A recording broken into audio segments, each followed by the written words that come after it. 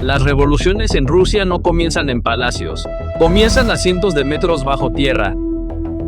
En 1912, los trabajadores de las minas de oro de Lena prepararon el camino para el fin del zar. En 1989, cientos de miles de mineros en Kuzbask clavaron el último clavo en el ataúd del Imperio Soviético. Y hoy, en el invierno de 2025, estas voces se alzan desde los montes Urales. Miren de cerca estas imágenes que aparecen en sus pantallas. Escuchamos las voces de 200 mineros, pero estas voces no cantan. Son los pasos de una guerra civil inminente, de un cambio de régimen. Todo estalló el 5 de diciembre con un impactante videomensaje publicado en redes sociales por Evgeny Stupin, un exdiputado de la Duma de la ciudad de Moscú. En este video, que se difundió rápidamente en las redes sociales, vemos la fuerza histórica conocida como la parca del régimen, es decir, los mineros. Pero esta vez, no tienen armas en sus manos, solo facturas sin pagar, y vemos a los trabajadores en huelga. Sin embargo, sus demandas no son políticas, sino vitales, simplemente quieren el dinero que merecen. Estos trabajadores, empleados por el holding Novex, gritan que no les han pagado durante 2 meses completos, que no se les han pagado sus anticipos y que están literalmente secuestrados en la obra. Ha surgido una situación crítica. La gente no puede pagar sus préstamos, hipotecas y facturas de servicios públicos. No pueden mantener a sus familias, incluidas las que tienen hijos menores de edad. Estas imágenes que nos llegan desde la mina Volkovskoye en los montes Urales, uno de los mayores yacimientos de cobre, hierro y vanadio de Rusia, sorteando los muros de la censura, destrozan la fachada de superpotencia que el Kremlin ha construido minuciosamente. Los trabajadores no solo no tienen dinero, sino que tampoco pueden moverse. La empresa se niega a comprar los boletos de tren o autobús necesarios para que los trabajadores regresen a casa. Les han recortado su viático diario para alimentos. Así que estas personas están atrapadas en la zona minera estratégica de Rusia, a 20 grados bajo cero, hambrientas y sin hogar. Esto no es una crisis de empleo, es un desastre de régimen y de guerra civil. Esta es una prueba concreta de lo desconectados que están el Kremlin y la clase oligárquica de la realidad sobre el terreno. Sin embargo, el incidente de Volkovskoye está lejos de ser un caso aislado. Es el síntoma más visible de una gangrena sistémica que se extiende por toda Rusia. Ni siquiera los datos de Rosstat, la agencia oficial de estadísticas del Estado, pueden ocultar este colapso. Hasta octubre, el monto total de salarios no pagados en Rusia alcanzó los 2.156 millones de rublos. Eso es más de 27 millones de dólares. Esto representa un aumento de casi 3 veces en comparación con el año pasado. De hecho, esto es solo la punta del iceberg. Porque, de manera aún más alarmante, según datos oficiales de Rostrud, la Inspección de Trabajo de Rusia, el número de trabajadores registrados que actualmente se rebelan porque no han recibido sus salarios es exactamente de 26.000. Trabajadores de astilleros, trabajadores de plantas nucleares, trabajadores ferroviarios. Esta es la primera señal de una tormenta mucho más grande y destructiva que se avecina, una ola masiva de 26.000 personas. Y esta es la ola que el Kremlin más teme ver y oír, porque ante Vladimir Putin vemos una fuerza que ningún misil ni policía secreta puede detener. Determinismo histórico. En la memoria social de Rusia, los mineros, estas voces enojadas de los montes Urales, representan mucho más que una simple protesta de trabajadores. Estas voces son los pasos de una guerra civil inminente, de un cambio de régimen. Porque en Rusia, los mineros no son solo trabajadores que extraen recursos subterráneos, son la columna vertebral y el verdugo del sistema, determinando el destino de los imperios, destruyendo y estableciendo regímenes. Para entender la pesadilla que enfrenta Putin hoy, necesitamos retroceder en el tiempo a 3 puntos de quiebre críticos. En 1912, los trabajadores de las minas de oro de Lena simplemente querían comida apta para humanos y salarios. Pero se encontraron con la era militar del zar. Esto desencadenó oleadas masivas de huelgas que involucraron a 300.000 trabajadores en toda Rusia y sentó las bases psicológicas para la revolución bolchevique. El régimen perdió su legitimidad en ese pozo minero. La segunda y más crítica parada, las huelgas mineras de 1989 y 1991. La Unión Soviética poseía el arsenal nuclear más grande del mundo y un ejército masivo. No fueron los misiles ni la guerra lo que acabó con los soviéticos. Fueron las manos tiznadas de los mineros de Kuzbask y Donbass las que lo derribaron. En el verano de 1989, la huelga que comenzó en la cuenca carbonífera de Kuzbask surgió inicialmente con demandas simples por la escasez de jabón y alimentos. Sin embargo, cuando el régimen demostró ser incapaz de satisfacer estas necesidades básicas, las demandas económicas se convirtieron rápidamente en una revuelta política. Un total de 400.000 mineros abandonaron el trabajo.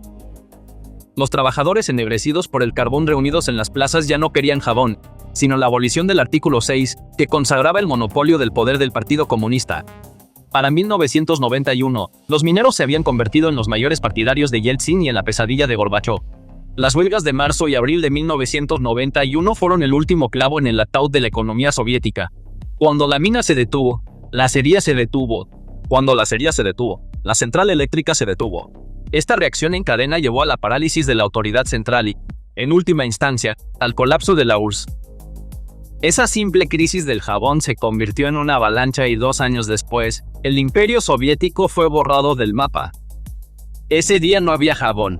Hoy, en 2025, no hay salarios. La impotencia del régimen y la ira de los trabajadores vibran a la misma frecuencia. En la Rusia postsoviética, la mayor crisis de la era de Yeltsin volvió a llegar con los mineros. Mineros que no habían recibido su salario durante meses bloquearon el ferrocarril transiberiano, cortando la arteria logística vital del país. Este periodo, conocido como la Guerra de los Rieles, sacudió profundamente el poder de Yeltsin y creó el ambiente caótico que preparó el camino para el ascenso de Putin al poder. Putin conoce muy bien esta historia, vio de primera mano cómo la ira de los mineros podía poner de rodillas a un gobierno. Ahora, en 2025, el mismo escenario se está repitiendo en los montes Urales. Estas son las señales de advertencia de que las fallas sociales de Rusia están comenzando a agrietarse. Mientras el régimen de Putin se concentra en la guerra en Ucrania, está ignorando el hecho de que el verdadero frente se ha abierto en su propio suelo, en el corazón de su propia clase trabajadora, tal como lo hicieron el zar y Gorbachov. El determinismo histórico nos dice que, cuando los mineros se levantan en Rusia, los asientos del Kremlin tiemblan. Este humo que se eleva desde los Urales no proviene solo de la chimenea de una fábrica, sino de la mecha de una inminente explosión social. Por otro lado, el paro de labores en la mina Volkovskoye en los Urales no solo significa que unos cientos de familias pasarán hambre. Las consecuencias militares y estratégicas de este evento tienen el potencial de crear un efecto dominó mucho más devastador de lo que Moscú imagina. Porque esta no es una mina de carbón ordinaria. Es un punto estratégico donde se extraen cobre, hierro y, especialmente, mineral de vanadio, una de las materias primas más críticas para la industria de defensa rusa. Lo que hace que un tanque sea un tanque no es su motor ni su cañón, sino su blindaje. Y la durabilidad del blindaje de los tanques modernos, especialmente el de las series rusas 72, 80 y 90, depende de la aleación de vanadio añadida al acero. El vanadio le da al acero una dureza, resistencia al impacto y ligereza extraordinarias. El acero producido sin este metal se rasga como papel cuando se enfrenta a los misiles antitanque modernos y a los ataques de drones. La mina Volkovskoye es una de las mayores fuentes de este metal estratégico en Rusia. Aquí, detener o ralentizar la producción comienza a estrangular la maquinaria de guerra rusa en una reacción en cadena. El proceso funciona de la siguiente manera. Los trabajadores se declaran en huelga o ralentizan el trabajo, o se interrumpe la extracción. Sviatogor JSC y sus plantas de enriquecimiento afiliadas no pueden obtener materias primas, los hornos se enfrían. Gigantes como la compañía metalúrgica de los Urales, UNK, no pueden encontrar el vanadio y otros metales raros necesarios para producir el acero de alta resistencia que deben enviar a las fábricas de tanques. La enorme fábrica de tanques Uralvagonzavod en Nizhny Tagil se ve obligada a ralentizar o detener sus líneas de producción porque no puede obtener acero para blindaje. Esto no es una teoría, sino una realidad logística. Según la estrategia de 2025, se iban a invertir miles de millones de rublos en esta región y se iba a aumentar la producción. Sin embargo, el hecho de que ni siquiera puedan pagarse los salarios, ya no digamos realizar inversiones, demuestra que este plan estratégico se ha echado a perder. El clamor de los trabajadores. A la dirección de Novex no le importamos. En realidad evidencia que se ha roto el eslabón más débil de la cadena logística del ejército ruso. Si se corta el flujo de vanadio a Uralvagonzavod, Rusia tiene dos opciones. O se detiene la producción de tanques o se producen tanques de acero blando de baja calidad sin vanadio.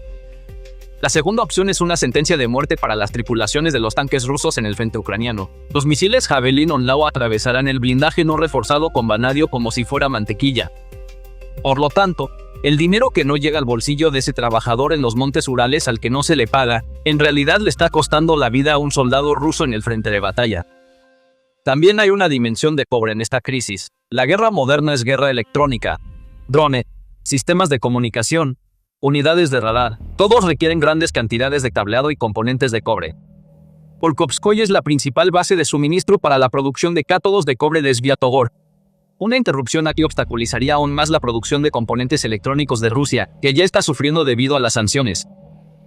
Mientras Putin intenta sumir a Ucrania en la oscuridad atacando su infraestructura energética, la corrupción y la mala gestión en su propio país han cortado las materias primas para su propia industria de defensa.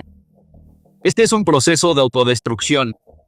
La huelga de los trabajadores ha golpeado un punto aún más estratégico que el misil más avanzado de Ucrania, el corazón de la producción de blindados rusa. Este efecto dominó no se limitará a la región de Sverdlovsk. Impacto Donbass. Columna rusa derritiéndose. Superpotencia sin pagar mineros. Economía trabada. 4 causas.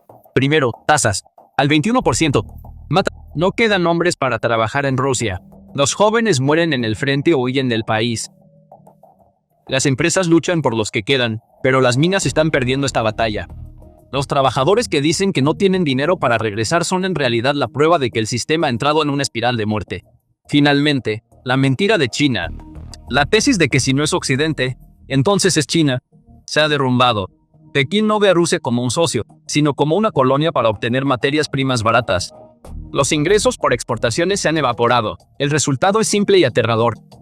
Los trabajadores piensan que el jefe robó, pero la verdad es más dolorosa. El dinero se ha ido. El mito de los recursos infinitos de Rusia terminó en esas filas para cobrar el sueldo. Mirando el panorama general, la amenaza que enfrenta Vladimir Putin es mucho mayor que cualquier flota de F-16 en el frente ucraniano. El levantamiento en Polkovskoye es los restos destrozados del pacto secreto de Putin con el pueblo ruso.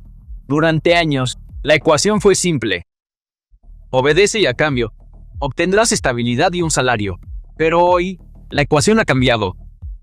Hay obediencia, pero a cambio, hay hambre. Rusia ahora está luchando oficialmente una guerra en 2 frentes. Afuera, un atolladero de guerra en Ucrania. Adentro, una guerra de clases desencadenada por el colapso económico. La historia nos enseña esto. Rusia puede perder la guerra externa y el régimen puede sobrevivir. Pero cuando Rusia pierde el frente interno, los regímenes siempre colapsan. La verdadera pesadilla de Putin no son los liberales. Es la Rusia profunda, la columna vertebral del sistema, el minero que dice basta. Estas imágenes de los montes Urales no son un contratiempo económico temporal, sino una radiografía de un imperio en decadencia. Putin quería congelar a Ucrania, pero condenó a su propio pueblo al frío, al hambre y a la miseria. Esos trabajadores de la mina Volkovskoye no solo exigen sus salarios, se den cuenta o no, están exigiendo el futuro de Rusia. La historia es una maestra cruel y le encanta repetir sus lecciones. Como en 1917 y 1991, vientos de cambio soplan de nuevo en Rusia, surgiendo desde abajo, desde esas manos cubiertas de hollín y callosas. Moscú está ciego al fuego en el terreno. Así como el zar se sentaba en su palacio en 1917, ignorando el hambre en las calles, Putin está atrapado en su propia burbuja de información. Esta es una gran oportunidad para Ucrania. Si esta chispa se extiende a áreas más grandes, se formará un tsunami social que Putin no podrá resistir. Los trabajadores están enojados. No importa cuán gruesos sean los muros del Kremlin, no son rival para la ira de un minero hambriento. El tiempo corre. Putin está actualmente sentado sobre una bomba de tiempo. Si imprime dinero, hiperinflación. Si no lo hace, rebelión. Mueva la piedra que mueva, el resultado es pérdida. Esperamos sus opiniones y predicciones en los comentarios. Para mantenerse actualizado sobre nuevos videos y análisis en profundidad, suscríbase a nuestro canal y active las notificaciones. Quédense con PPR Global en la búsqueda de la verdad. Gracias por elegirnos.